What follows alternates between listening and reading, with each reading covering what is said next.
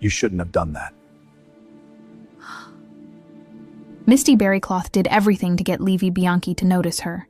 She'd already tried short outfits, shameless flirting, casual accidents. Nothing worked. He kept treating her like an annoying little sister, so she decided to make one final attempt. At a party, Samuel Grant, the guy who was interested in her, and she decided to give him a chance. She just didn't imagine Samuel would kiss her, hold her, smell her hair, caress her, and that she'd like it, and all of it, right in front of Levy. The result? He went crazy with jealousy because now he was no longer her main focus, and he did something that shocked everyone. And I'm Lena, the creator of this channel. Now on screen, I'm showing you the comments from Connie and Teresa. Thank you so much for the compliments, everyone. But before we continue, answer me something. Can a relationship work out after one of the parties flirts with someone else? Tell me down below, and maybe your comment will appear in the next video. Chapter 1. Provocation and the Phrase That Destroys. It's really over now.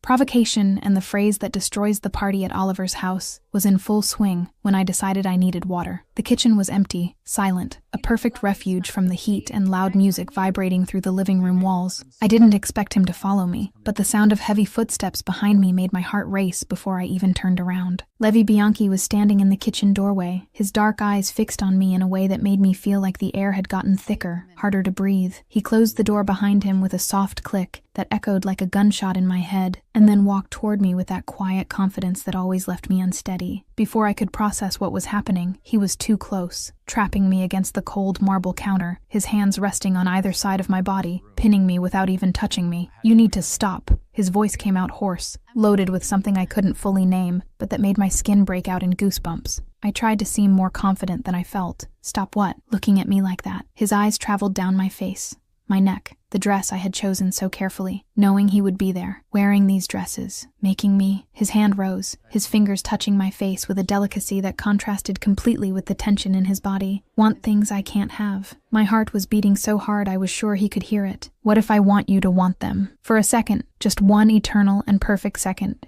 he was completely still, his eyes on my lips, his breath so close I could feel the heat. He leaned in, closing the distance between us, and I closed my eyes, waiting, wanting, needing this for so long that my entire body was trembling with anticipation. "Hey, Levy, I need—" Oliver's voice cut through the moment like a sharp blade. Levy pulled away from me so fast I almost lost my balance. When I opened my eyes, he was already on the other side of the kitchen, his face completely closed off, as if nothing had happened. Oliver was standing in the doorway, his eyes going from me to Levy with an expression I couldn't fully read, but that had a touch of suspicion. "Everything okay here?" My brother's question seemed casual, but I knew him too well not to notice the tension underneath. "Yeah, fine." Levy ran his hand through his hair, avoiding my gaze. Misty just needed water. And then he simply left, leaving me there, frustrated and confused, with the bitter taste of disappointment burning in my throat. Again, always again. Then other memories came back. The terrace was quiet, far from the noisy party happening downstairs. I had come here to breathe, to escape the people and the music, but ended up finding exactly the person I was trying to get away from. Levy was leaning against the railing, a glass of whiskey in his hand, his eyes lost in the dark horizon of the city. He was different, more relaxed than normal, and when he saw me, he didn't try to hide the way his eyes traveled over my entire body before returning to my face. "You know what's hard, Misty?" He took another sip, his voice coming out looser than I'd ever heard before. The alcohol had torn down the barriers he normally kept so firm. "I like you. A lot. More than I should." My heart jumped in my chest, hope igniting like a sudden flame. "Then why don't we—" "Because your brother is my best friend." He shook his head, as if fighting with himself. "Because you're too young. Because my world is dangerous, and you deserve light, not darkness." Frustration burned inside me. "I'm not a child, Levy. I'm 21. I can choose, but I can't." The pain in his voice was real, palpable. He was silent for a long moment, his eyes fixed on me with an intensity that made me want to scream. "I'm sorry. I shouldn't have said anything." And then, like always,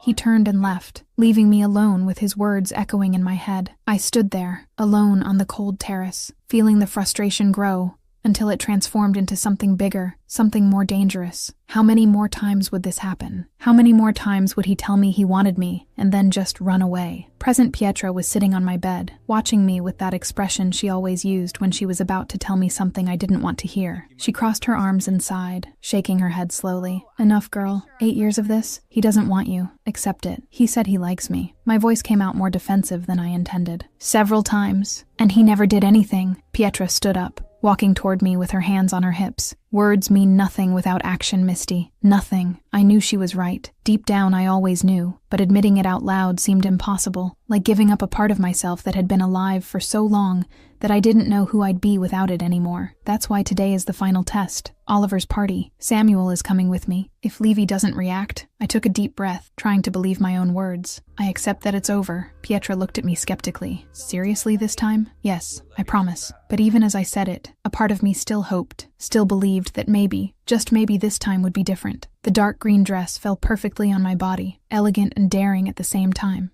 Samuel was by my side when we entered Oliver's house, his hand gentle on my back, guiding me through the crowd of people. I wasn't looking for Levy, but my body found him anyway, as if there were an invisible magnet pulling me in his direction. He was near the bar, talking to someone, but when his eyes met mine, I saw the way his entire body tensed, how his jaw locked, how the drink in his hand stopped halfway to his mouth. Oliver appeared at our side, hugging me before greeting Samuel. Then he approached Levy, and even from a distance, I could see the silent conversation they were having through looks and subtle expressions. She brought Samuel. Oliver's voice was low, but I managed to hear. I see. Levy's response was dry, too controlled. Doesn't it bother you? Why would it? She's your sister, my friend. She can go out with whoever she wants. I felt a pang of something bitter in my chest. My friend. Was that how he saw me? After everything? The music was soft, perfect for dancing, and Samuel pulled me to the center of the room with a kind smile. He wasn't invasive, wasn't possessive. He was just present. His hands were respectful on my waist,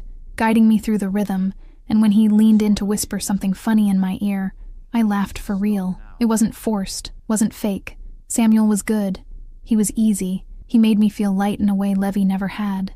But I could still feel the weight of Levy's gaze on me, burning across the room, even without looking directly at him. It was as if my entire body was tuned into his presence, into the tension radiating from him in almost visible waves. Oliver was beside Levy now, saying something I couldn't hear, but from my brother's expression, he was confronting Levy about something. Are you going to stand there watching or do something? Oliver's voice was provocative, but there was a seriousness underneath it. Do what? She's with him, happy apparently, and it bothers you. No, liar, but fine. Keep pretending. I pretended I wasn't paying attention, that I was completely focused on Samuel, but every word exchanged between them entered my ears like small needles, reminding me of everything I was trying to forget. The party had slowed down, and I had gone out looking for Oliver, needing a moment away from Samuel, away from Levy, away from everything. That's when I heard the voices coming from my brother's office, the door ajar letting pieces of conversation escape. I should have kept walking, should have respected their privacy, but when I heard my name, my feet stopped on their own. So, Misty and Samuel. Official, apparently. Oliver's voice sounded casual, but I knew my brother too well not to notice the provocation underneath. Good for her. Levy's response came accompanied by the sound of a glass being placed on the table too hard. Is it? Because you've been a mess since you saw them together. I haven't. Levy, I've known you for 15 years. You're completely wrecked. Over her. There was a tense silence, and then Levy's voice exploded in a way I'd rarely heard. And what do you want me to do? She's your sister. You always told me not to touch her. And besides, the silence that followed was heavy, loaded with something unspoken. Besides what? I moved closer to the door, my heart beating so hard I was afraid they could hear it. Levy's voice came out low, tired, and each word was like a blade cutting through my chest. Oliver, Misty will never stop being the annoying brat I met when she was 12. I tried, man. I tried to see her differently, as a woman, but it's impossible. It would be like betraying the family. She's your sister. She'll always be just that to me. Deep down, we have nothing in common. The world stopped. Annoying brat. Impossible to see her as a woman. She'll always be just that. Deep down, we have nothing in common. My hand covered my mouth, muffling the sound that threatened to escape.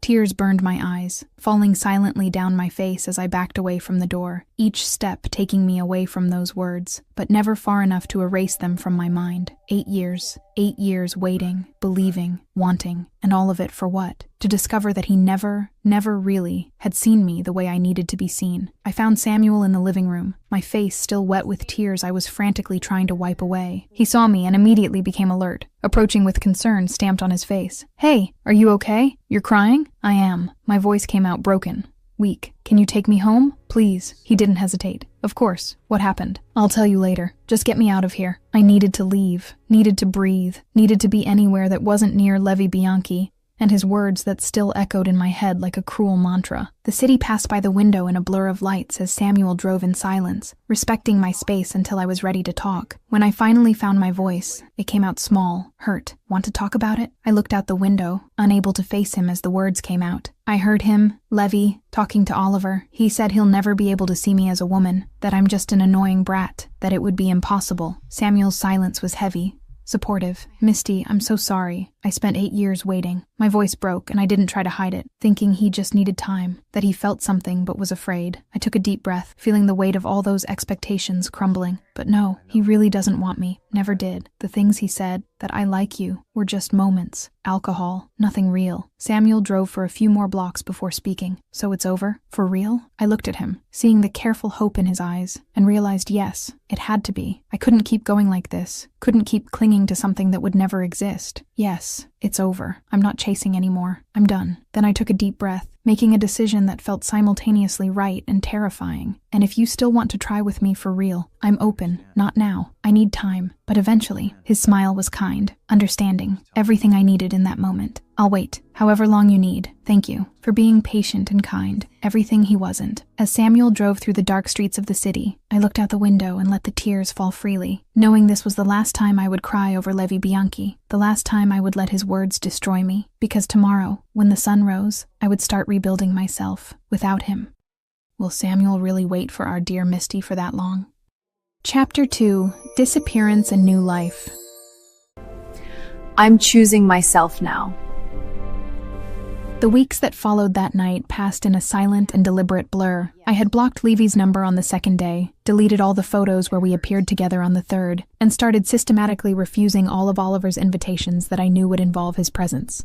My brother's house, which used to be my second home, the place where I spent entire weekends laughing and living, now seemed like a minefield of memories I wasn't ready to face, so I simply stopped going. Work became my sacred refuge. Projects I used to delegate to the team now consumed my nights and weekends, filling every empty second with spreadsheets, endless meetings, and deadlines that gave me a concrete reason not to think about him. Pietra showed up at my apartment with Thai food and bad movies, forcing me to remember there was still life beyond the pain I was trying to bury under layers of productivity and denial, and Samuel was there, always patient, always kind, waiting for me to be ready without ever pressuring me or demanding anything. 3 weeks had passed when I received Oliver's 10th message asking if I was alive. I had answered the previous ones with vague excuses about work and exhaustion, but he was starting to get suspicious, and I knew I'd eventually have to face him. I just didn't imagine it would be so soon. My apartment doorbell rang on a Friday night, and when I opened the door, Oliver was there with 2 bags of Chinese food,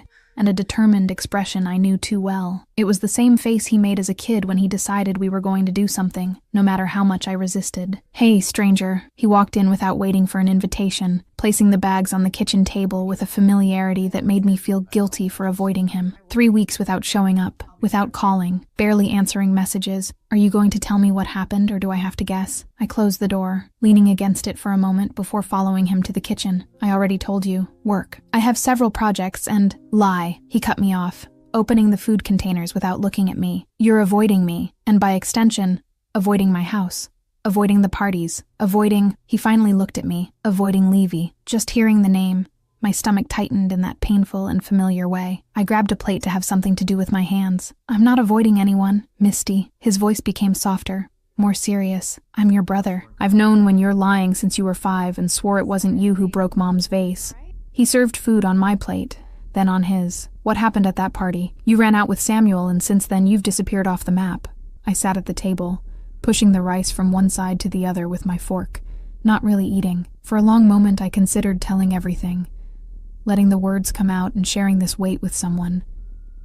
But then I remembered Levy's voice saying those terrible things, the way my heart had shattered on the cold floor of that hallway, and I realized some wounds were too deep to be exposed. I'm just moving on, with my life. The answer came out more defensive than I intended. Oliver studied me in silence, that penetrating look that always managed to see through my defenses. With Samuel? Maybe, yes. I lifted my chin, defiant. Would that be a problem? No. He shook his head, but there was something in his eyes I couldn't fully identify. I just want to make sure it's what you really want. I don't want you doing this just to forget someone else. The irony was so sharp it almost made me laugh. You don't need to worry about me, Ollie. I know what I'm doing. But even as the words came out, I wasn't sure if they were true. That same night, on the other side of town, in an apartment much larger and infinitely emptier than mine, Levy was pouring his third glass of whiskey when Oliver finally arrived. They had arranged to meet to discuss business, but Levy knew this wasn't a purely professional visit. There had been tension in the air since Oliver walked in, a coldness that didn't normally exist between them. Where's Misty?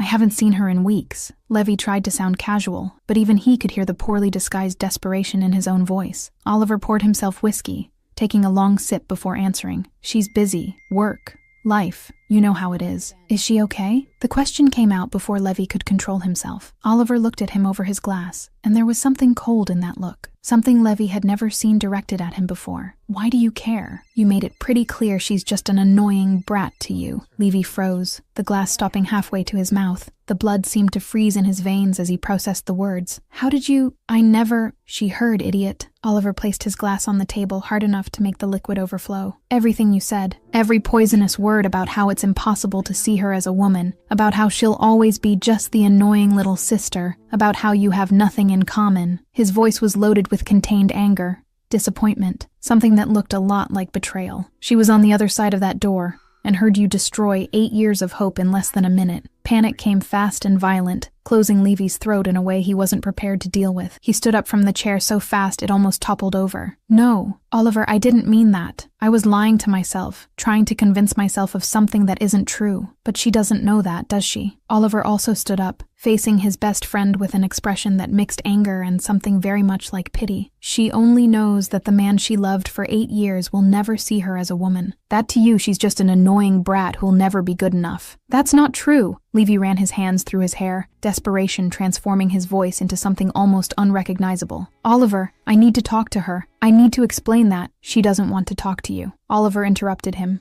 relentless. She blocked your number, stopped going to my house, doesn't ask about you. Finally, after 8 years, she gave up. He grabbed his coat, walking toward the door before turning one last time. Congratulations, Levy. You got exactly what you said you wanted. She's out of your life. The door closed with a sound that echoed through the empty apartment, and Levy stood there, alone, the weight of his own words crushing his chest in a way that made it hard to breathe. He had ruined everything. He had hurt the only person who had never given up on him, who had waited and believed and wanted even when he didn't deserve it. And now she was leaving, moving on, and he was trapped in the lies he had told to protect himself from something that had never been a real threat. He loved Misty Berrycloth. He always had, and now it was too late. 2 days later, I was sitting in a cozy cafe downtown, waiting for Samuel to arrive for our lunch. The morning rain had given way to a timid sun coming through the large windows, illuminating the rustic wooden tables and making the aroma of fresh coffee seem even more inviting. When he walked in, shaking water drops from his coat and searching for me with his eyes until he found me,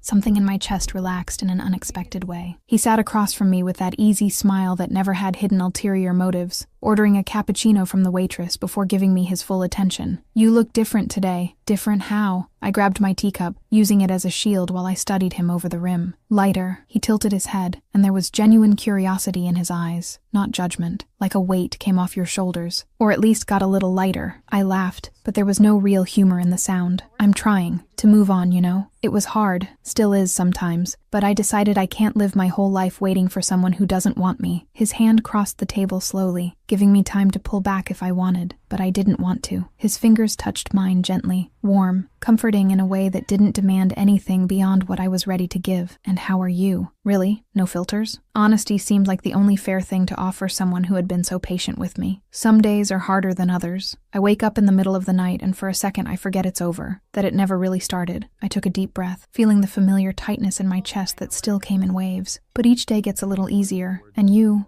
help me a lot. Samuel intertwined his fingers in mine completely now, and there was something in the way he looked at me that made me want to be completely transparent with him, even if it hurt. I don't want to be the substitute, Misty. I don't want to be the guy you chose just because you couldn't have what you really wanted. You're not. And for the first time since that terrible night, I really believed my own words with every fiber of my being. You're new, different, good in a way I didn't know I needed. I squeezed his hand back, and I want to explore this with you. For real now, no reservations, without being stuck in the past. The smile he gave me was genuine, warm, without games or hidden agendas. Then let's go slow, at our pace. No pressure to be something we're not ready to be yet, and we'll see where it takes us. Slow sounds perfect. He leaned over the table, and I met him halfway. The kiss was soft, almost hesitant at first, testing and exploring with a delicacy that was completely different from everything I had imagined 1,000 times with Levy. There was no fire burning in my veins. There wasn't that crazy adrenaline that made me feel like I'd explode or disappear, but there was something else, something I was starting to value in a new way. Peace, comfort, the absolute certainty that the person in front of me really wanted to be there, with me, without running away or pulling back or making excuses. When we separated, I was really smiling for the first time in weeks, and it wasn't forced, wasn't fake. It was real. Want to do something on Saturday? Movies, dinner, a walk in the park, anything you want. Samuel was still holding my hand, his thumb making soft circles on the back of my hand. I'd love to. Anything sounds good, as long as it's with you. And when we left the cafe together a few hours later, holding hands under the weak afternoon sun, I didn't look back. I didn't search for shadows of a man who would never appear. Didn't wonder if Levy was thinking about me. For the first time in 8 years, I was looking forward, to the future, to someone who was really by my side. And maybe that was exactly what I always needed. Chapter 3. Levy loses it and first attempt.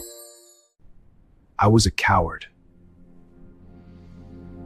2 months exactly since I had left Oliver's party with a shattered heart and the certainty that I needed to move on, and I was managing it, slowly, one day at a time, rebuilding the pieces of the person I used to be before Levi Bianchi consumed my every thought. Samuel had become part of my routine in a gentle and natural way, without forcing anything, just being present when I needed him, and giving me space when I asked. Dinners became a Tuesday and Thursday tradition, movies on Saturdays, walks in the park on Sundays when the weather allowed. I was starting to feel light again, almost whole, when my apartment doorbell rang on a Thursday night, outside the hours of any visit I'd expect. Pietra was traveling for work. Samuel had told me he had a meeting until late, and Oliver never showed up without warning after that tense conversation weeks ago. So when I looked through the peephole and saw who was on the other side, my heart stopped for a full second before beating again in a frantic and painful rhythm. Levy was there, standing in the dimly lit hallway of my building, with an appearance I had never seen before. He looked tired in a deep way, with dark circles under his eyes, his hair disheveled as if he'd run his hands through it many times, his shirt wrinkled in a way the meticulous Levy I knew would never allow. There was something desperate in his posture, in his tense shoulders, in the way he looked at the door as if he could see me through it. Every instinct screamed for me not to open it, to pretend I wasn't home and wait for him to leave. But there was a part of me, small and stubborn, that wanted to know what had brought him here after 2 months of absolute silence. So I took a deep breath, trying to calm the nerves that were on edge, and opened the door just enough for him to see me. "Levy?" My voice came out firmer than I felt. "What are you doing here?" His eyes met mine immediately, and there was so much emotion in that dark gaze that for a second I forgot how to breathe. Relief, desperation, something that looked dangerously like need, all mixed together in an intensity that made me want to close the door and at the same time open it completely. "We need to talk." His voice came out hoarse, rough, as if he hadn't used it much in the last few hours. I laughed without any humor, the sound coming out more bitter than I intended. "We have nothing to talk about, Levy." I started to close the door, but his hand appeared quickly, holding the wood with enough force to stop the movement, but not enough to be aggressive. "Misty, please. 5 minutes, that's all." There was something in the way he said my name, in that tone that mixed pleading and desperation, that broke my resolve better than any argument could have. I sighed, feeling the exhaustion of this entire situation weigh on my shoulders, and opened the door a little more, stepping back to let him in even knowing I'd probably regret it. "Okay. Talk." He entered slowly, as if afraid I'd change my mind at any moment, and stood in the middle of my small living room, looking completely out of place among my comfortable furniture and soft decor. His hands were in his pockets, but I could see the tension in his shoulders, the way his jaw was locked, as if he was holding himself together with all the strength he had. What I said, to Oliver. "You heard it?" he asked, but from his eyes, I knew he already knew the answer. The pain came fast, sharp as it always did when I thought about that night, but I had gotten good at controlling it. at not letting it destroy me completely. I heard every word. He closed his eyes for a moment, as if he'd taken a punch. I didn't mean it. I was lying to myself, trying to convince myself of something that was never true. Something hot and dangerous rose up my throat, a mixture of anger and hurt I'd been holding for 2 whole months. Lying! You were pretty clear, Levy. Annoying brat. Impossible to see me as a woman. Deep down, we have nothing in common. Pretty specific to be a lie. Because I was scared. His voice came out louder, more desperate, and he took a step toward me before controlling himself. Scared to admit what I feel. Scared to ruin everything with Oliver. With you.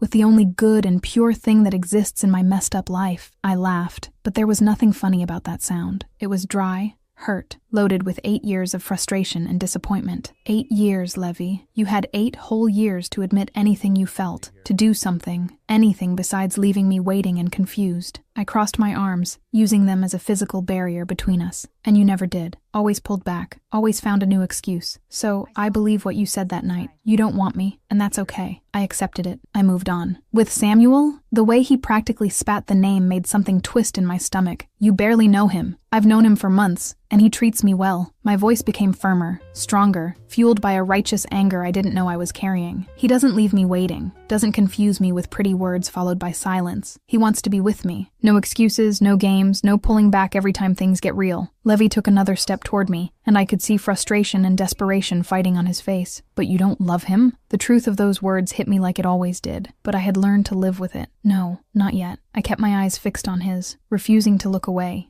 to show weakness. But I can love him. With time, with patience, with him showing me every day that I matter. I took a deep breath, feeling the next words burn on the way out. He's good, kind, present, everything you weren't. I saw the impact of those words on his face, the way he seemed to shrink inside even while maintaining his external posture. He opened his mouth, closed it, tried to find words that didn't come. Misty, but I was past my limit. 2 months of building walls around my heart, of trying to heal wounds that were 8 years deep. And he just showed up here expecting me to crumble and forgive him. Leave, Levy, please. My voice came out tired now, without anger, just exhausted. I'm trying to move on, build something new, something that doesn't constantly hurt me. You showing up here just makes everything harder. I walked to the door and opened it, keeping my expression neutral even with my heart beating erratically in my chest. He stood there for a long moment, looking at me as if trying to memorize every detail of my face, as if it were the last time he'd see me. Then, finally, he walked to the door with slow and heavy steps.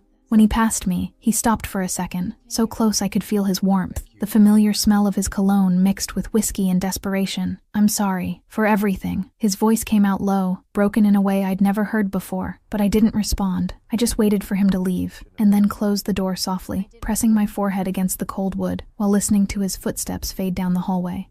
Only when the sound of the elevator indicated he was completely gone did I let my body slide to the floor, hugging my knees to my chest while breathing deeply, trying to control the storm of emotions that threatened to swallow me. On the other side of the door, in the now empty hallway, Levy was standing in front of the elevator with his hand still on the call button, completely motionless. The conversation had gone exactly as Oliver had warned it would, and still he wasn't prepared for the pain he felt now, for the way each of her words had cut deeper than anything he'd ever faced in his dangerous years of life. She was right, about everything. He'd had 8 years, and had wasted every second with fear and indecision, and now she was moving on with someone who really deserved her, someone who wasn't afraid to show he wanted her. And Levy was on the outside, alone, destroyed by the weight of his own choices. The elevator arrived with a soft sound, the doors opening to reveal the empty and well-lit space. But Levy didn't get in. He stood there, looking at her apartment door as if willpower could make it open again, could make her change her mind, and give him one more chance he definitely didn't deserve.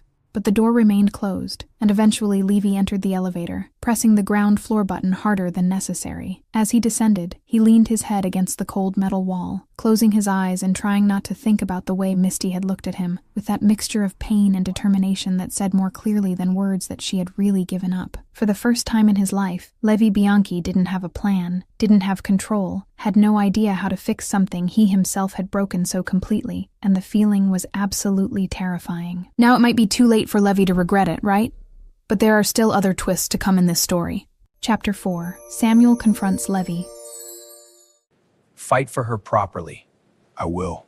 I was in the middle of a particularly tedious meeting about quarterly budgets when my phone vibrated on the table with a message from Samuel. Normally, I'd ignore it during work hours, but something about the timing made me look discreetly while my boss continued talking about profit margins and projections that seemed increasingly distant from reality. Need to tell you something. Can I pick you up after work? My stomach tightened in that instinctive way it always did when something seemed off. Samuel was never mysterious, never sent vague messages that left room for worry. He was direct, clear, consistent in everything he did. So this message left me restless for the rest of the afternoon, my mind wandering to bad possibilities while I tried to concentrate on spreadsheets and reports that seemed to make no sense at all. When I finally left the office at 6 in the evening, he was leaning against his car in front of the building, hands in his pockets, and an expression on his face I couldn't fully read. It wasn't exactly sad, but there was something serious there, something heavy that made me walk faster toward him. "Hey," he greeted me with a soft kiss on the cheek, opening the passenger door for me before walking around the car. "Thanks for leaving early. You scared me with that message." I put on my seatbelt as he started the car. "What happened?" He drove in silence for a few blocks, and I could see from the tension in his jaw that he was choosing his words carefully. Finally, when he stopped at a red light, he turned to look at me with those honest eyes that never hid anything. "I ran into Levy last night." My heart stopped, literally stopped for a second before beating again in a completely erratic rhythm. "You what?" I know. He started driving again when the light changed. "I should have told you before doing it, but it was an impulse decision, and I needed to do it for myself, not just for you." 1,000 questions exploded in my head at once, but the one that came out first was the most obvious. Why? Why would you go looking for Levy? Samuel parked in front of a small park near my apartment, turning off the engine before turning completely toward me. "Because I needed to know who I'm competing with. I needed to look him in the eyes and understand if he really wants you, or if it's just wounded ego from losing something he never valued when he had it." The raw honesty of those words left me speechless for a moment. I wanted to be mad at him for getting involved in something that wasn't his problem, but a part of me, small and curious, desperately wanted to know what had happened at that meeting. "And?" My voice came out lower than I intended. "What did you find out?" Samuel sighed, running his hand through his hair in a gesture I'd learned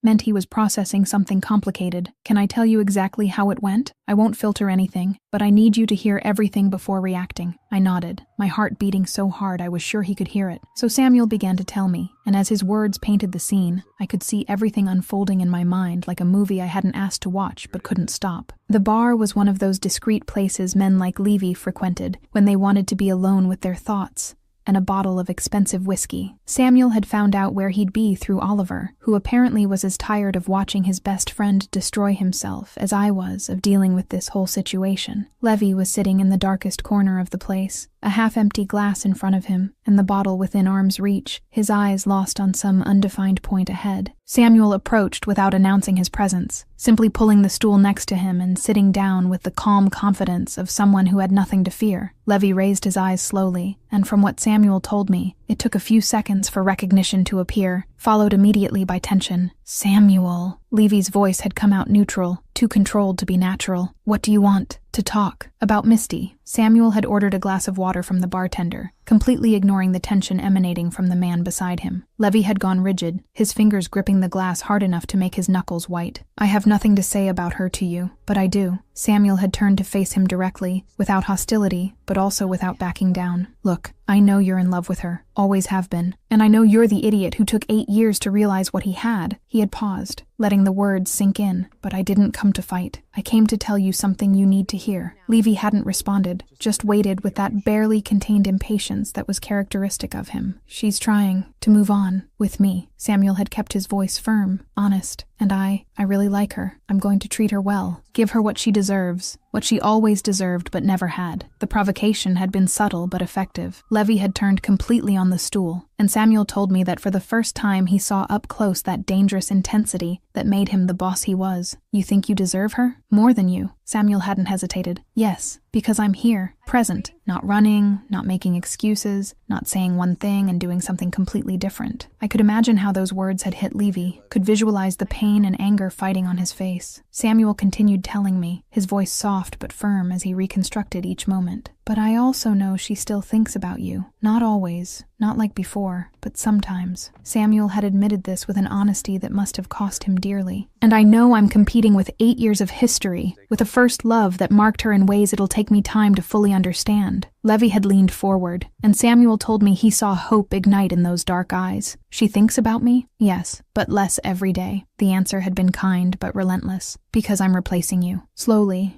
with patience, showing her that love doesn't have to hurt, that it doesn't have to come with confusion and constant pulling back. Samuel had taken a sip of water before continuing. "And if you don't act, soon she won't think about you anymore, and then you've lost, forever." The silence that had followed was heavy, loaded with unspoken possibilities. Finally, Levy had spoken, his voice coming out more vulnerable than Samuel expected. "What do you want me to do?" And here, Samuel told me, was where he had made the decision that would change everything. He could have lied, could have discouraged Levy, could have protected his own interest, but he did none of that. Fight for her, for real, not with empty words or promises you won't keep, with actions. Show you've changed, that you want her, that you're finally ready to be the man she deserves. Samuel had kept his eyes fixed on Levy's. "But know this, I'm not going to give up easily. You're going to have to beat me. You're going to have to prove you're better for her than I am. And it won't be easy, because I'm going to fight too." Levy had been silent for a long moment before asking the question that was obviously burning on his tongue. "Why are you telling me this? You want me to fight? Doesn't that go against your own interests?" And Samuel's answer, when he told me, was the most beautiful and painful thing I'd ever heard. "Because I want her to be happy. Really, deeply happy. And if that happiness is you, I accept it. I hate it, but I accept it." He had stood up then, putting money on the counter to pay for the water. "But you have to deserve it, Levy. You have to prove it. Because if you hurt her again, I'll be there. And next time, you won't get another chance." When Samuel finished telling me, we were still sitting in the parked car, and I was looking at him with tears in my eyes that I hadn't even noticed had started falling. He reached out, wiping a tear with his thumb, that gentle touch that had become so familiar. "Are you mad at me?" he asked, and there was real vulnerability in his voice. I shook my head, unable to speak for a moment. When I finally found my voice, it came out broken with emotion. "How can you be so incredibly good? Because you deserve kindness, Misty. You deserve someone who puts your happiness above their own ego." He held my face with both hands. "Even if that means helping another guy win you. This is crazy." I laughed through the tears. "Completely insane." "Maybe," he smiled, but there was a sadness in his eyes that broke me a little. "But it's true. I want you. A lot. But I want you to be happy more. And if I have to compete honestly to have that chance, then so be it." I pulled him into a tight hug, hiding my face in his shoulder while processing everything he had told me. Levy was going to fight, for real this time, and Samuel wasn't going to give up either, and I was in the middle, having to eventually make a choice that seemed impossible. Because a part of me, that part that had loved Levy for 8 years, still wanted to believe he could change. But the other part, the one that was starting to heal, the one that was learning what it was like to be treated well, didn't know if I could risk it again. "What do I do?" I whispered against his shoulder. "You don't do anything yet." Samuel kissed the top of my head. "You let us fight. Let us show who we really are. And when you're ready, you choose who makes you happiest, who deserves you most, who you really want." And as we sat there in the car, embraced and silent, I knew my life was about to get much more complicated, because a determined Levy Bianchi was a force of nature, and Samuel Grant in love was unshakable, and me, I was in the middle of a storm I had helped create. We're definitely in the middle of a love triangle, but who will be victorious in the end? Chapter 5. Levy tries and Misty resists. It's not enough anymore. The first time I saw Levy after the conversation with Samuel was completely by accident, or at least I wanted to believe it was. It was a Tuesday morning, and I had arranged to have coffee with Samuel before work at our favorite place, that small cozy cafe 3 blocks from my office that made the best croissants in the city. We were sitting near the window, laughing about something silly he'd told me about a difficult client, when I felt that familiar shiver on the back of my neck, that sensation of being watched that I'd developed over years of paying attention to Levy Bianchi.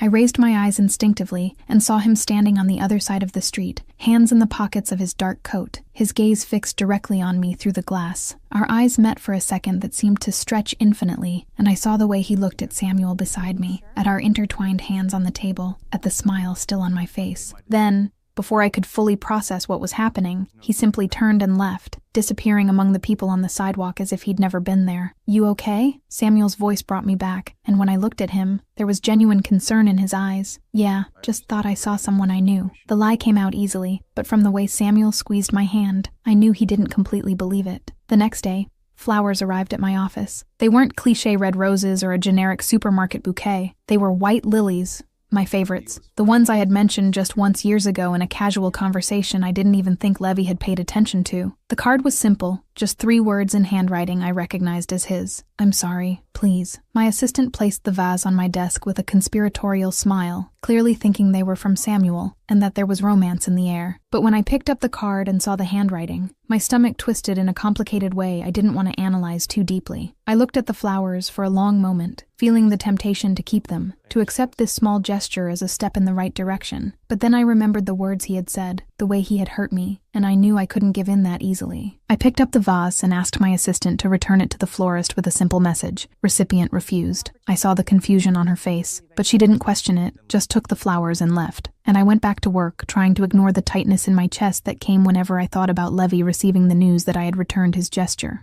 The messages started that same night. There weren't many. They weren't desperate or insistent, just constant. "Can we talk? I know I don't deserve it, but please give me a chance. Are you okay? I miss you." Each notification made my heart jump, but I didn't answer any of them. I left them there, unread, accumulating like small pieces of evidence that he was trying, but not enough to change how I felt. Pietro was at my apartment on Friday night, the two of us sitting on my living room floor with a bottle of cheap wine and Thai food scattered between us. When I finally vented about everything that was happening, she listened in silence, eating pad thai straight from the box, that analytical look she always had when processing important information. "He doesn't give up." My voice came out louder, more frustrated than I intended. "All the time there's something. Him showing up. Flowers, messages. I heard from Oliver that he's constantly asking about me. It's like he doesn't understand it's over, that I don't want this anymore." Pietra took a sip of wine before responding, choosing her words carefully. "Because he finally realized he wants you, for real, and he's terrified of having lost you forever. It's too late." I put my glass down hard on the coffee table. "I'm not going back. I can't. Not after everything that happened. Everything he said. But do you still love him?" The question came soft, but hit like a punch. I stayed silent, looking at the wine in my glass, as if the answers might be floating there. "I don't know. Part of me does. That stupid part that spent 8 years waiting and believing." I took a deep breath, feeling the weight of the confession. "But Samuel is good, Pietra. He makes me happy. For real. It's not that intense and painful happiness Levy gave me, that constant roller coaster of hope and disappointment. With Samuel, it's peace, stability. I wake up in the morning and know what to expect. Know he won't pull back or disappear." Pietra studied me for a long moment before speaking. "Then stay with Samuel, and forget Levy. Block his messages. Stop paying attention when he shows up. Make it very clear it's over." I'm trying. But even as I said it, I knew there was a part of me that didn't want to completely forget, that still held on to a ridiculous spark of hope that maybe, just maybe, this time would be different. At the same time, on the other side of town, Levy was standing in front of Oliver's house with his hands in his pockets, and an expression that mixed desperation and determination. He had called earlier asking to talk, and Oliver had agreed with a reluctance that made it clear he was still angry, that their friendship was hanging by a very thin thread that could break at any moment. Oliver opened the door before Levy even rang the bell, as if he'd been watching from the window. He said nothing, just stepped aside to let Levy in, and the two went to the office in heavy and uncomfortable silence. Oliver poured whiskey for both without asking, an old tradition of theirs that now seemed loaded with bitter irony. "Help. Please, she won't listen to me." Levy didn't waste time with preambles, his voice coming out tired in a way he rarely showed. Oliver took a long sip before responding, his eyes fixed on his friend, with an expression that mixed residual anger and something that looked a lot like pity. "Why would I help? You hurt my sister, hurt her deeply. For years, I know." Levy's explosion was sudden, frustration finally overflowing, and I regret it. Every second, every word, every time I pulled back when I should have stayed. He ran his hands through his hair, messing it up even more. "Oliver, I love her. Always have. I was just too scared to admit it, to ruin everything." "Scared of what?" Oliver leaned forward, genuinely wanting to understand. "Of me? Of what I'd think? Of you hating me? Of not being good enough for her? Of bringing her into my world and seeing her get hurt because of who I am and what I do?" The words came out in a flood, years of fear and insecurity finally coming to the surface. "She's light, Oliver, pure and good and bright, and I'm darkness, violence, danger. How could I think I deserved her? How could I expose her to that?" Oliver was silent for a moment, processing. "And now? What changed?" "Now I don't care about any of that anymore. Levy looked directly into his friend's eyes. I just want her, even if you hate me for it, even if I really don't deserve it, even if my world is dangerous. I'll protect her. I'll do everything differently, but I need her, and I'm going to fight. For real this time. The tension in the air was palpable, as Oliver considered his best friend's words. He had seen Levy in many situations over the years, had seen him face dangerous enemies and impossible negotiations, but had never seen this raw vulnerability, this genuine desperation that was stamped on his face now. Okay, Oliver finally sighed, putting his glass on the table. I'll help you. But if you hurt her again, Levy, the friendship's over. 15 years of history goes in the trash, and I'm not kidding when I say I'll make you pay for it. Fair. More than fair. Levy accepted the terms without hesitation. What do I do? How do I reach her? Oliver stood up, walking to the window with his hands in his pockets, clearly thinking about how to approach this. Stop showing up. Stop pressuring with flowers and messages and constant contact attempts. You're suffocating her, making her close up more. But I need to show I've changed that, and you will show her. Oliver interrupted him. But not like this. Give her space to breathe, to let her guard down. And when the right moment comes, when she's not so defensive, you show her, with action, not with words or empty gestures, with real, tangible change that she can see and feel. Levy absorbed the words, each one making sense even as it went against every instinct of his that screamed to keep trying, not to give up. Space, and then action, he repeated more to himself than to Oliver. Exactly. And Levy? Oliver turned to face him completely. This means really changing, not just for her, but for yourself too. Be the man she deserves, not the coward you were for 8 years. The words hurt, but Levy knew they were true. He had been a coward, had chosen fear instead of courage, the safety of non-rejection instead of the risk of real love. And now he was paying the price for it, watching the woman he loved move on with another man while he stayed behind, alone with his regret. But not anymore. This time would be different. He'd give the space Oliver suggested, would use that time to really change, to become someone worthy of her love. And when the right moment came, he'd prove he was no longer the man who had run away so many times. He'd be the man who stayed. When Levy left Oliver's house that night, there was a new determination in his chest, a purpose that went beyond immediate desperation. And as he drove through the dark streets of the city, he made a silent promise to himself and to the woman he loved. Even though she couldn't hear him, he would deserve her, no matter how long it took, no matter what he had to do. He would prove he had changed, that he'd grown, that he was finally ready to be what she always needed. And then maybe, just maybe, she'd give him the chance he definitely didn't deserve, but for which he was willing to fight with every fiber of his being. Chapter 6. 3 months and Misty happy. I feel safe with you. You are safe with me. 3 months had passed since that devastating night at Oliver's party, and it was strange how time had this ability to soften even the deepest wounds when you really allowed yourself to heal. It wasn't that the pain had completely disappeared. It wasn't that I had forgotten everything that happened or erased 8 years of history with a simple snap of my fingers, but it was different now, more distant, like a scar that was still there, but didn't hurt anymore when you touched it. Samuel had become an official part of my life in a way that felt simultaneously natural and surprising. There was no dramatic moment where we decided to date, no deep conversation about labels and expectations. It was more like one day I woke up and realized he was already woven into every part of my routine, that the idea of not having him there seemed strange and incomplete. He had a toothbrush in my bathroom, some clothes hanging in my closet, and his laughter had become the most familiar sound in my apartment. Oliver had officially met him last month, at a dinner I had spent weeks dreading, and that ended up being surprisingly smooth. My brother had been protective as always, asking the hard questions, and observing every reaction with that analytical look of his. But by the end of the night, he had pulled me aside and whispered that he approved, that Samuel seemed like a good man, someone who really cared about me. Coming from Oliver, that meant more than he probably realized. We had traveled to the beach 2 weeks ago, just a long weekend where we did nothing but walk on the sand, eat seafood that was too fresh, and watch the sunset painting the sky impossible colors. It was there, with my feet buried in the sand, still warm from the day, and the sound of waves creating a constant rhythm in the background, that I realized I was genuinely happy for the first time in years. It wasn't that sharp and intense happiness that came accompanied by anxiety and fear of losing everything at any moment. It was something softer, deeper, more sustainable. It was a Friday night, and we were at a small, intimate Italian restaurant that Samuel had discovered a few weeks ago, and that had quickly become our favorite place for special occasions. The lighting was low and romantic, candles flickering on each table, and the smell of garlic and fresh herbs floating through the warm air. I had ordered the mushroom risotto, which was divine, and Samuel was working on a pasta dish he insisted was the best he'd ever had in his life, even though he'd said the same thing the last 3 times we came here.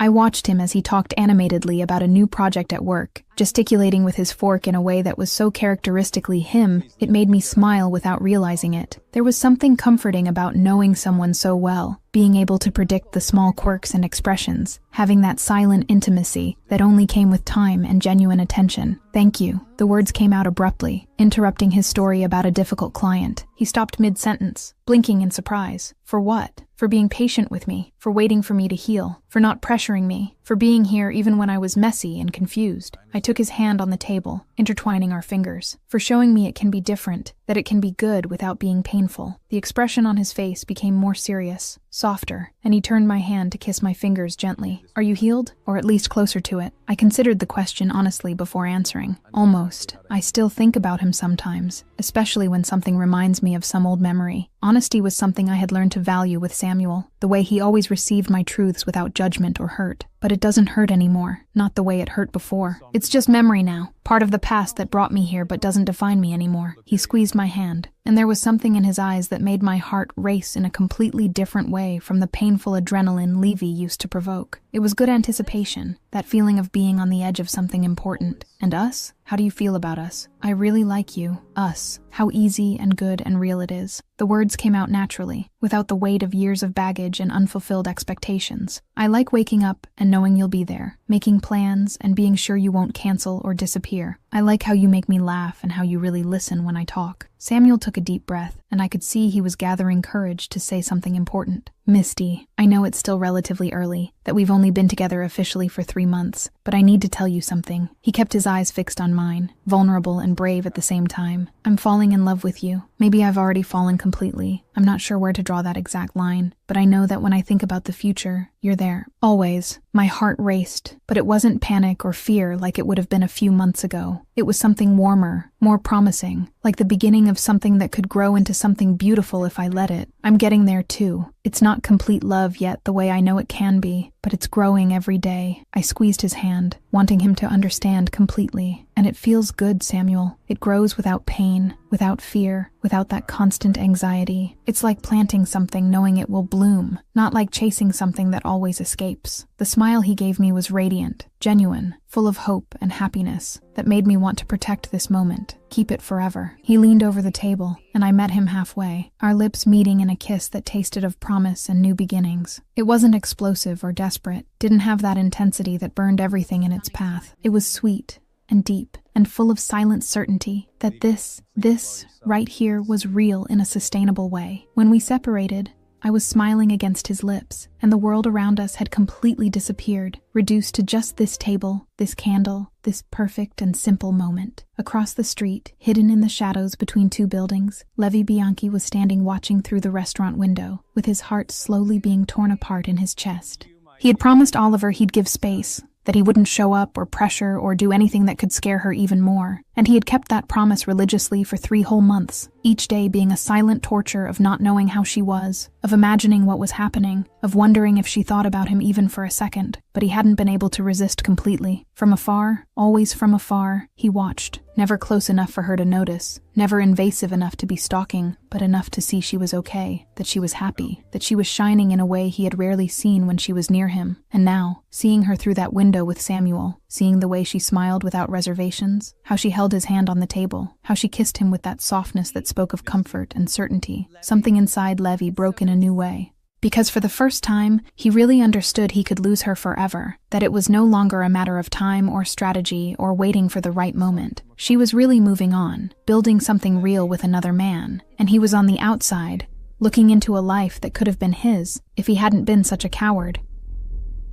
He rested his forehead against the cold wall of the building next door, closing his eyes and trying to control the pain that threatened to suffocate him. She deserved this, he knew. Deserved the happiness she was radiating. Deserved someone who didn't constantly pull back, who didn't make her feel like she was always waiting for the next disappointment. Samuel was good for her in all the ways Levi had failed to be, but even knowing that, even accepting she deserved every second of happiness she was experiencing, Levi couldn't give up completely. Not yet. There was a part of him, stubborn and desperate, that still believed that if he could have a real chance, an opportunity to show he had changed, that he had grown, that he was finally ready to be the man she needed. Maybe, just maybe, she could choose him. He opened his eyes, looking once more through the window where Misty was laughing at something Samuel had said, her head thrown back and happiness so palpable he could almost feel it from here. And even though it hurt, even though every second watching was like small stabs to the heart, he couldn't look away. She deserves this, he whispered to himself, the words being carried away by the cold night wind. She deserves to be happy, even if it's not with me. But then, in an even lower whisper,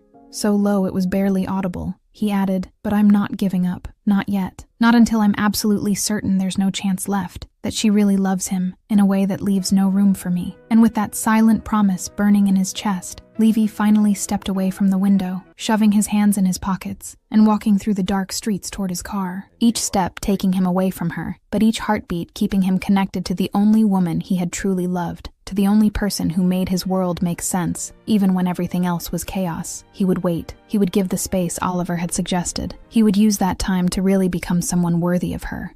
And when the right moment came, if it came, he would fight with everything he had.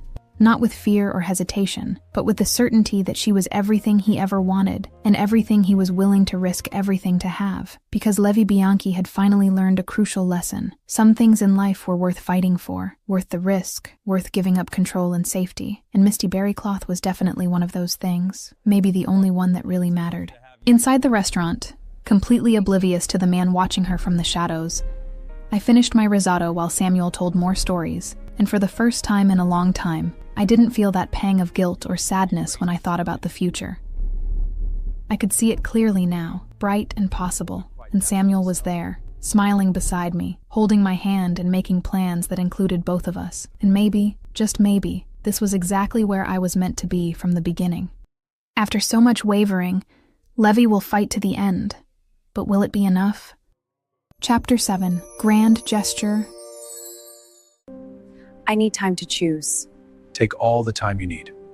And confrontation. My 25th birthday arrived on a sunny Friday that seemed to have been specially ordered for the occasion. Oliver had insisted on throwing a party at his house. Nothing too big or extravagant, just close and important people who were part of my life. I had resisted at first, still carrying that residual hesitation about being in places that had so many memories of Levi. But my brother had been insistent in a way that made it clear he wouldn't accept no as an answer. The house was beautiful when I arrived, decorated with soft lights and white flowers that Oliver knew I loved. Music playing at perfect volume that allowed conversations without having to shout. Pietra had arrived before me and was already running things like she always did, making sure everything was perfect and exactly how I'd like it. Samuel was by my side, his hand warm and comforting on my back as we greeted people, and there was something deeply satisfying about having him there with me, introducing him to friends and colleagues as my boyfriend without hesitation or doubt. The hours passed in a pleasant blur of conversations, laughter, delicious food, and wine that flowed freely. I had just cut the cake, surrounded by people singing happy birthday off-key and enthusiastically, when I realized I was genuinely happy in a complete and uncomplicated way. There was no pang of sadness or feeling that something was missing.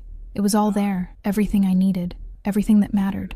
As the night progressed, people started leaving gradually, until only a few close friends remained. Pietra, Oliver, and Samuel. I was starting to feel the pleasant exhaustion of a day well lived when I decided I needed a moment alone, just a few minutes of silence to process everything and let the happiness of the day settle completely. The terrace had always been my favorite place at Oliver's house, that open space with a view of the city lights stretching as far as the eye could see. I went out through the glass door, the fresh night air touching my skin warmed by wine and party heat, and walked to the railing, resting my hands on the cold metal surface while breathing deeply and letting the moment envelop me. Misty. My entire body froze at the sound of that voice. I hadn't heard it in 3 months, had gotten used to its absence, had learned to live without expecting to hear it on every corner. And now it was here, real and too close, making my heart race in a chaotic rhythm I didn't want to analyze too deeply. I turned slowly, and there he was, Levi Bianchi standing a few feet away, hands in his pockets and an expression on his face that mixed determination and vulnerability in a way I'd never seen before. He was different somehow, not physically maybe, but there was something in his eyes, in the way he looked at me, that seemed fundamentally changed. I sighed, feeling the emotional exhaustion arrive suddenly. Levi, what are you doing here? He took a cautious step toward me, as if approaching a scared animal that could flee at any moment. I know you don't want to see me. I know you're happy, with Samuel, really happy.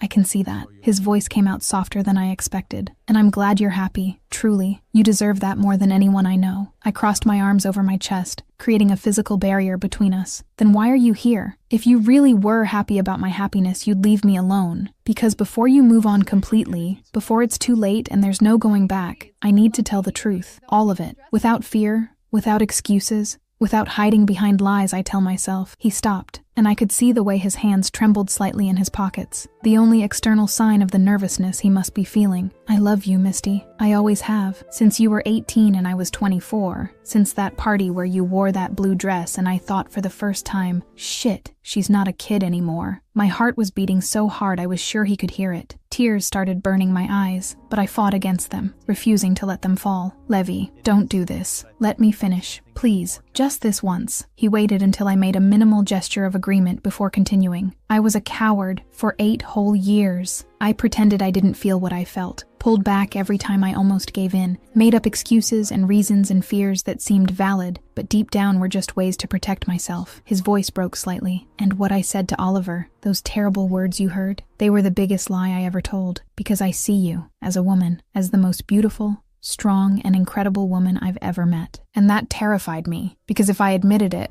everything would change and I didn't know if I was ready to deal with that. The tears finally started falling, silent and hot down my face. And you preferred to hurt me than to risk. Preferred to destroy me than face your own fears. Yes, the admission came without hesitation.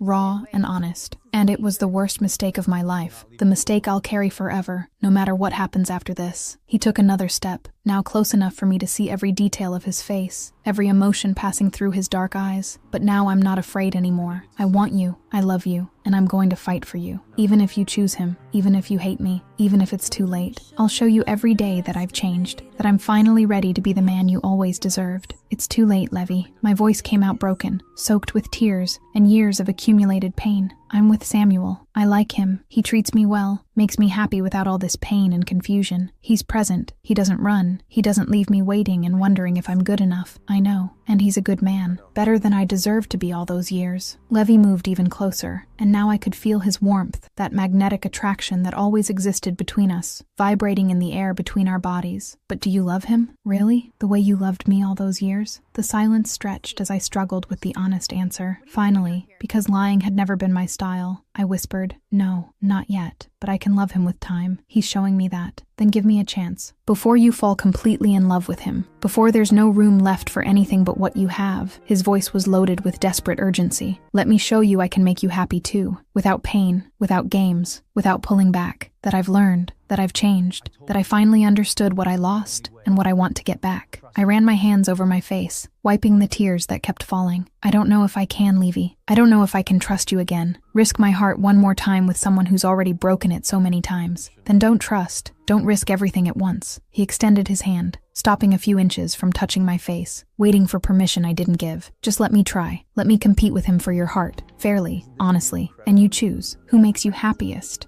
Who deserves you most? Who you really want? That's not fair to Samuel. The words came out weak, without real conviction. It's not, Levy agreed immediately. But it's also not fair to you to stay with him, without being absolutely certain, without knowing if we could have been more, if it could have worked if I'd been brave from the beginning. She's right. It's not fair to me. We both turned sharply toward the terrace door, where Samuel was standing with a calm but serious expression on his face. My stomach dropped, panic and guilt exploding in my chest, as I realized he had heard everything, every word of this impossible conversation. Samuel, I started, but he gently raised his hand, asking me to stop. He walked toward us with measured steps, stopping beside me but keeping enough distance not to be invasive. His eyes went from me to Levy and back, and there was a maturity in that look that made me love him a little more and feel worse at the same time. I heard, and as much as it hurts to admit, he's right. Samuel looked directly into my eyes. You deserve to know, deserve to be absolutely certain of what you want, of who you choose. I don't want you with me if there are doubts, if part of you keeps wondering, what if? That's not fair to either of us. You two are completely impossible. More tears fell now, a chaotic mixture of frustration, love, fear, and a dozen other emotions I couldn't name. Levy looked at Samuel with something that looked a lot like respect, We both love you, and we want your happiness above everything, even our own desires. Even if that happiness isn't with me, even if it's not with me, Samuel echoed, and there was sadness in his eyes, but also a quiet strength that spoke to the man he was. I looked between the two of them, these two completely different men who were offering me something that seemed simultaneously impossible and necessary. Finally, I took a deep breath, trying to find some sanity in the middle of this emotional chaos. Okay. My voice came out firmer than I felt. I'll think about it. Alone. Without pressure from either of you. Without seeing you or talking to you. I looked at both of them, making sure they understood. Give me 2 weeks, 14 days to process everything, to understand what I really want, to be sure of whatever decision I make, and after that, I choose. And whatever that choice is, you both have to accept and respect it. Deal, Levy said immediately. Deal. Samuel agreed right after. And there, on the terrace lit only by the city lights below, with tears still drying on my face, and my heart torn between past and present, between what was and what could be, I made a silent promise that in 2 weeks, I would have an answer, a final choice that would change the course of everything. I just had no idea what that choice would be. And now, who do you think will win her heart? Samuel or Levy? Who do you prefer to win? Chapter 8. 2 weeks and choice. I choose you. The 2 weeks that followed were the longest and quietest of my life. I had turned off phone notifications for Samuel and temporarily blocked Levy's number, not out of anger or fear, but because I needed this complete silence to really hear my own thoughts without the constant interference of messages or calls. I requested a few days off work, making up an excuse about personal commitments that my boss didn't question, and spent most of the time in my apartment, alone with my thoughts, and a concerning amount of tea. Pietra respected my request for space for the first 10 days, but on the 11th she simply showed up at my door with Chinese food and a bottle of wine, entering without waiting for an invitation, and settling on my couch as if she owned the place.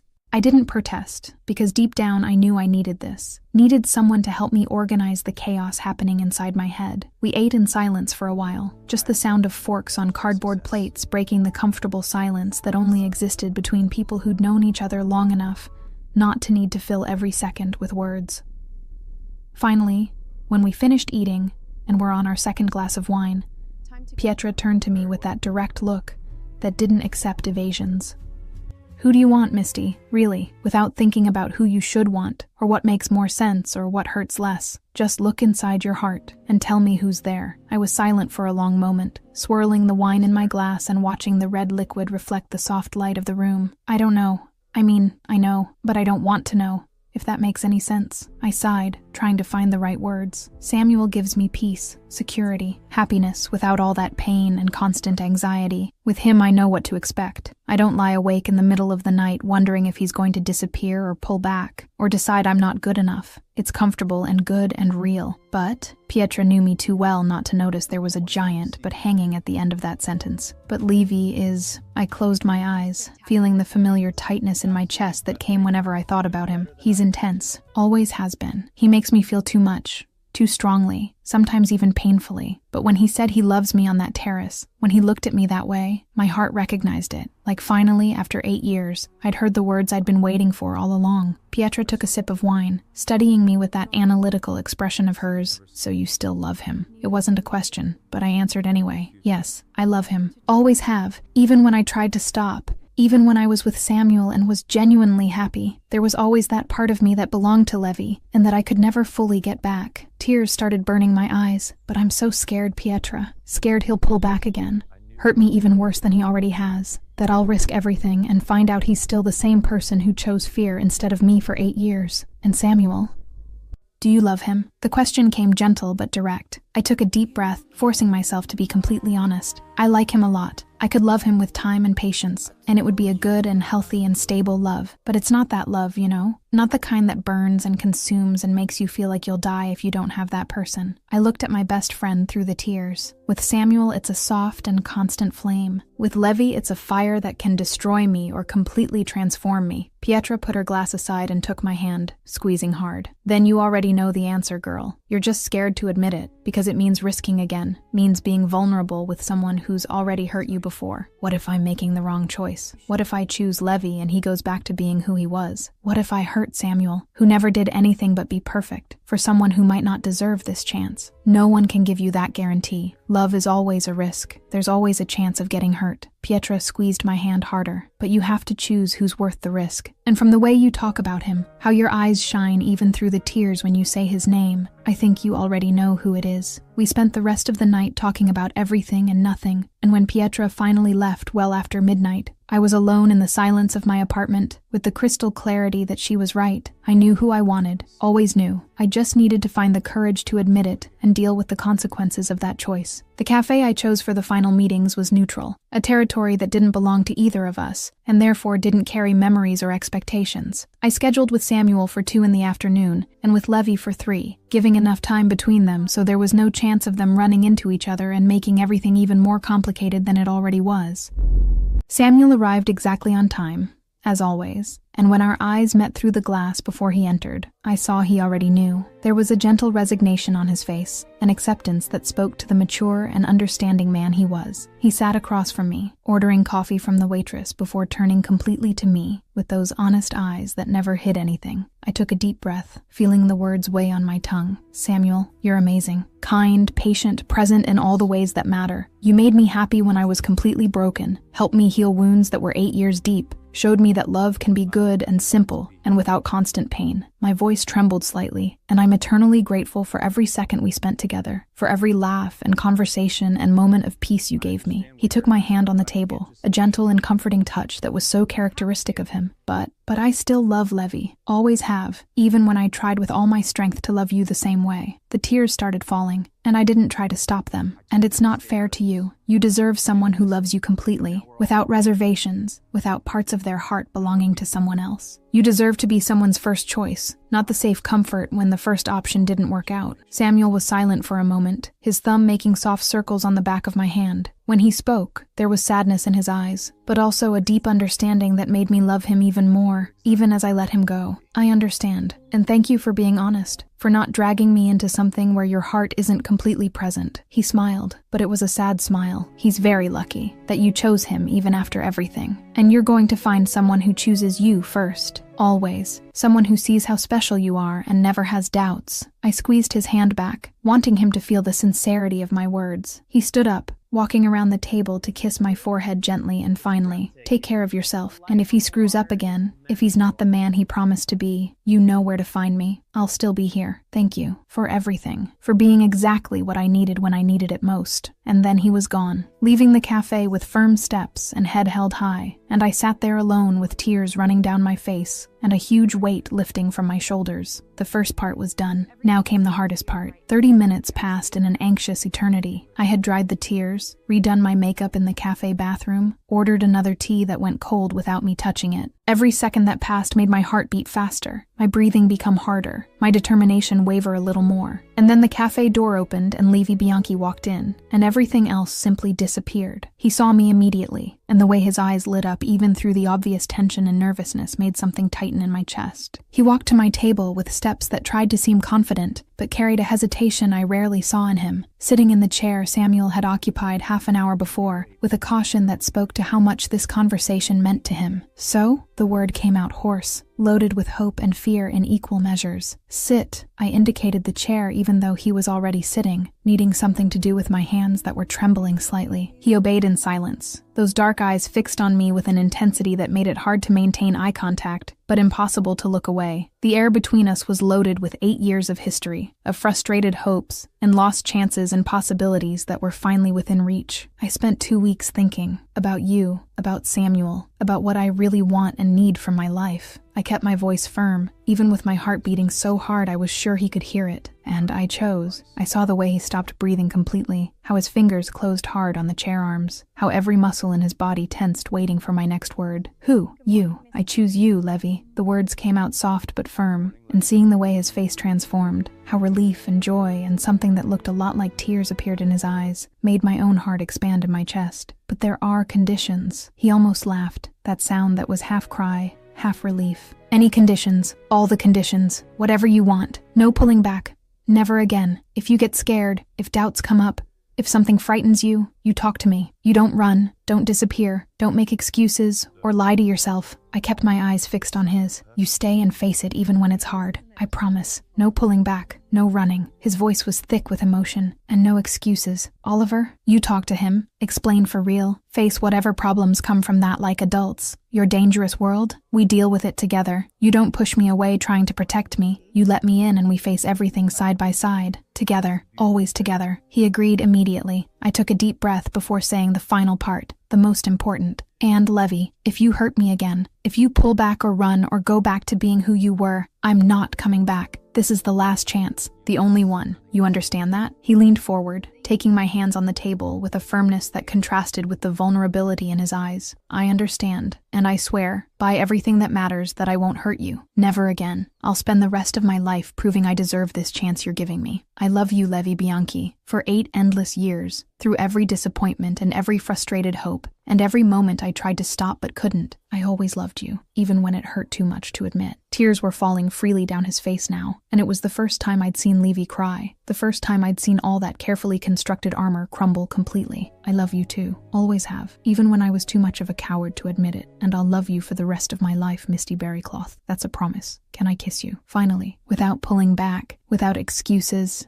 without fear. His voice came out almost as a whisper, loaded with an anticipation that echoed exactly what I was feeling. I laughed through the tears, feeling happiness expand in my chest in a way I hadn't felt in years. Yes, kiss me. And then he leaned over the table, one hand going to my face, as his lips met mine in a kiss that had 8 years of waiting compressed into every second. It wasn't gentle or soft, like the kisses with Samuel. It was intense, desperate, full of promises and regrets and love that had been stored for too long. It was everything I had imagined 1,000 times and even more. It was confirmation that yes, it was worth the wait, worth the risk, worth choosing the fire instead of the soft flame. When we finally separated, both breathing heavily and with tears still wetting our faces, the world around us slowly came back into existence. People in the cafe who had probably watched the whole scene, the sound of coffee machines and low conversations, reality returning after being suspended for those perfect moments. But none of that mattered, because finally, after 8 years of waiting and pain and almost destroyed hopes, Levi Bianchi was mine, and I was his, and everything that came after we would face together. Chapter 9. New Beginning. Forever starts now. 6 months had passed since that kiss in the cafe that changed everything, and it was surprising how life could be completely transformed in so little time when you finally stopped fighting what your heart wanted and simply allowed yourself to live. The apartment Levi and I now shared was bigger than my old one, located in a quieter neighborhood of the city, with huge windows that let in abundant light during the day and offered a spectacular view of the urban lights at night. It hadn't been a difficult decision to move here when he suggested it after 3 months together, because waking up next to him every day, knowing I didn't have to wait until the next date to see him, having the absolute certainty that he wouldn't disappear or pull back, was worth any change. And Levy had kept every promise he made in that cafe, every single one. In the first months, I still waited for the pullback, for the excuse, for the moment when fear would return and he'd run like he always did. But that moment never came. When doubts or fears came up, and they did because real relationships aren't perfect, he talked to me, opened his mouth and said what he was feeling instead of disappearing into silence. When his work got too dangerous and my first instinct was to step back so I wouldn't get in the way, he pulled me closer and said we'd face it together. And when Oliver finally had that long and necessary conversation with the two of them, Levi didn't run from the hard questions or the uncomfortable truths my brother had every right to demand. Oliver had taken time to fully accept it, and I couldn't blame him for that. Seeing his younger sister with his best friend, especially after all the complicated history we had, wasn't exactly the ideal scenario he had imagined. But Levy had been patient, had proven through consistent actions that he was no longer the man who had repeatedly hurt his sister, and eventually Oliver had given in. Not with explosive enthusiasm, but with genuine acceptance that came with a very clear warning that if Levy screwed up this time, the 15-year friendship would be permanently over. Levy had agreed without hesitation because he understood that some things were worth any risk, and I was definitely one of them. Now, on a particularly clear Friday night, I was on the terrace of our apartment with a glass of wine in my hand, watching the stars that managed to shine through the city's light pollution. The air was fresh but not cold, perfect for being outside without needing a heavy coat. I heard the glass door slide behind me and felt his arms wrap around my waist before I even saw him, that familiar and comforting touch that had become my anchor in recent months. I leaned my head against his chest. feeling the steady rhythm of his heart beating against my back. He kissed the top of my head softly and slowly, that small gesture he did at least 10 times a day, and that never failed to make me feel completely loved and safe. Happy? The question came in a whisper against my hair. I smiled, turning slightly to look at him. More than I ever imagined possible. And you? More than I ever imagined I deserved. He turned me completely in his arms, his dark eyes meeting mine with that intensity that hadn't diminished one bit since the beginning. Every day with you feels unreal, it's so good. I wake up and for a second I think I'm still dreaming, that you still haven't forgiven me, that I'm still alone paying for my mistakes. But you're not. You're here, with me, and this is real. I put my hand on his face, feeling the stubble scratch my palm slightly. Yeah, scarily happy. Like that happiness that seems too good to last, you know? I keep waiting for the other shoe to drop, waiting for something to go wrong. He held my face with both hands, forcing me to look directly into his eyes. Nothing's going to go wrong. I won't let it. I fought too hard to have you. Almost lost you completely. I'm not letting anything ruin this now. I laughed at the absolutely serious and determined tone in his voice. Controlling. Always have been. He smiled, that rare and genuine smile that was reserved only for me. Then his expression became more serious, more vulnerable. Misty, thank you. For what? I frowned, genuinely confused about what he thought he needed to thank me for giving me this chance. After everything I did, all the times I hurt you, 8 years of being a complete idiot. His voice was thick with emotion. For choosing me even when Samuel was perfect, even when choosing him would have been easier and safer. For risking your heart with me again, when I definitely didn't deserve it. I felt tears burn my eyes, but they were good tears. The kind that came from being so happy your body didn't know how to process all that emotion. He was good, really good and kind, and everything any rational person would choose. I ran my fingers through his hair, that intimate gesture that had become second nature. But you're mine, always have been, since that first time I saw you when I was 12, and you were my brother's older and mysterious friend. I just needed you to realize it too, for you to stop fighting it and finally accept it. And I realized, late, painfully late, but I realized. He pulled me closer, until there was no space between our bodies. And now, I'm not letting go. Never again. You're stuck with me forever, no matter what happens. Good, because I'm not letting go either. I stood on my tiptoes, closing the distance between us. The kiss was soft at first, sweet and full of silent promises, but quickly deepened into something more intense, more necessary. Even after 6 months together, even after hundreds of kisses, each one still had the power to make my heart race and my entire body ignite. There was something about the way he kissed me, as if each time was simultaneously the first and the last, as if he was trying to tell me through touch everything words could never fully express. When we finally separated, both breathing faster, he rested his forehead against mine, and we stayed like that for a long moment, just existing together in the comfortable silence of the night. Eventually, we went back inside, the night's cold starting to penetrate through the light clothes I was wearing. Levy had put a movie on TV, some action thing he liked but that neither of us was really paying attention to. We were lying on the big living room couch, me tucked perfectly between him and the backrest, my head on his chest, and his fingers playing absent-mindedly with my hair, in a way that always left me sleepy and completely relaxed. Do you think we'll get married someday? The question came suddenly, breaking the comfortable silence that had settled. I raised my head to look at him, finding that curious and slightly vulnerable expression he had when asking questions about the future. Maybe, when we're ready, when it makes sense for both of us. No rush to follow a timeline society thinks we should follow. No rush, he repeated, thoughtful. Then, after a pause, but do you want to? Eventually? Even if it's years from now? I adjusted myself better, resting my chin on his chest so I could see him clearly while speaking. With you? Yes. I want everything. Marriage with that ridiculously expensive dress and flowers everywhere. Kids who'll have your eyes and probably your stubbornness. A whole life of silly arguments and reconciliations and growing old together until we're that annoying couple that still kisses in public at 70. I smiled seeing the expression on his face. But first, I just want this here. Us. Simple and real. Living together, learning each other, building this solid foundation before adding more complexity. Simple and real is perfect. He pulled me up, kissing my lips slowly and deeply. I love you, Misty, more than I thought it was possible to love someone. I love you too, I whispered against his lips before settling back on his chest, listening to the steady rhythm of his heart under my ear. Levy?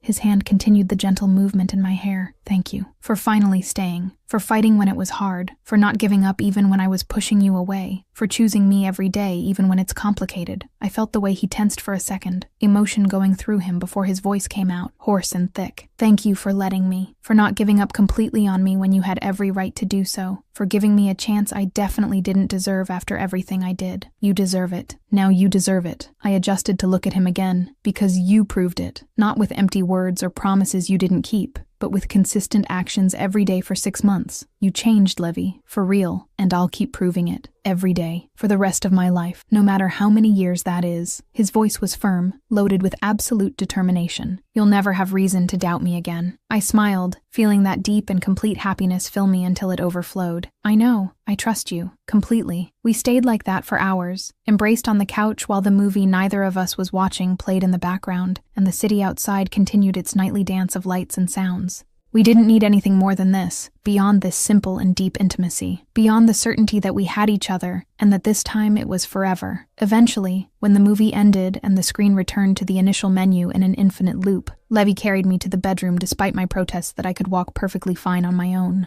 He just laughed and said he liked carrying me, that it made him feel useful and chivalrous, and I gave in because deep down, I loved when he did that. Lying in bed, wrapped in soft sheets and comforting darkness, he pulled me close once more, my body fitting perfectly against his, as if we had been made exactly for this. His hand found mine in the dark, fingers intertwining in a gesture that had become our silent way of saying I love you when words seemed insufficient. Forever, he whispered in the dark, so low I almost didn't hear. I squeezed his hand, turning my face to kiss whatever part of him I could reach in the dark, which ended up being his shoulder, forever. And a sleep came for me slowly, wrapped in arms that finally held me without fear of letting go. I knew with absolute certainty that I had made the right choice. Not the easy choice or the safest one, but the right one. Because true love was never about ease or guarantees. It was always about finding that person who makes you want to be better, who challenges you and completes you, and makes you feel like you finally come home. And Levi Bianchi, with all his flaws and overcome fears and love that was too intense, was exactly that for me. My home, my forever, my happily ever after, that had taken 8 painful years, but that finally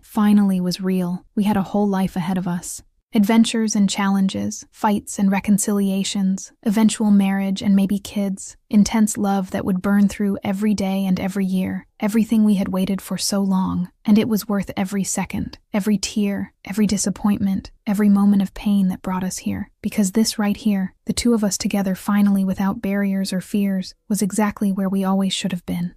And now let's discover fun facts about this story. Levy had known Misty since she was 12, totaling 12 years of knowing each other, but only 8 years since she fell in love with him at 16. Samuel was the one who sought out Levy at the bar for the conversation, not the other way around. He took the initiative to create a fair competition. Misty blocked Levy's number, but never blocked Samuel's, showing that the pain with Levy was much greater than any hurt with Samuel. The flowers Levy sent were white lilies. Misty's favorites mentioned casually only once years before, proving he always paid attention, even while pretending he didn't. From Chapter 1 to Chapter 9, only 9 months total passed. 3 months Misty with Samuel Sal plus, 2 weeks of decision, plus 6 months with Levy. The terrace appears in 3 key moments of the story. In the painful flashback at age 21, in Levy's grand confession at the birthday, and in the happy final moment with Levy. Levy kept his promise to give space for exactly 3 months, but watched Misty from afar without her knowing, respecting the boundary, but unable to give up completely. And if you want to see another incredible story, click on the video that appears now on your screen.